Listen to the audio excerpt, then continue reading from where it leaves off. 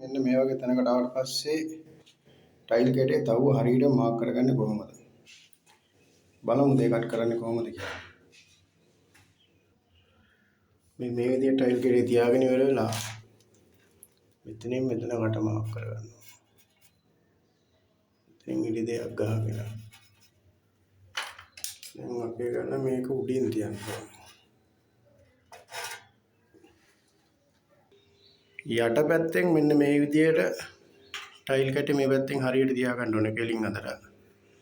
තියලා වෙලා ඒක මේ පැත්තෙන් මාක් කරනවා.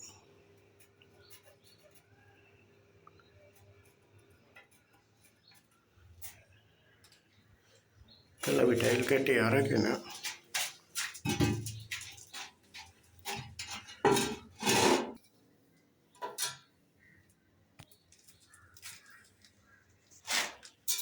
ඒක මෙහෙම යා කරන්න ඕනේ.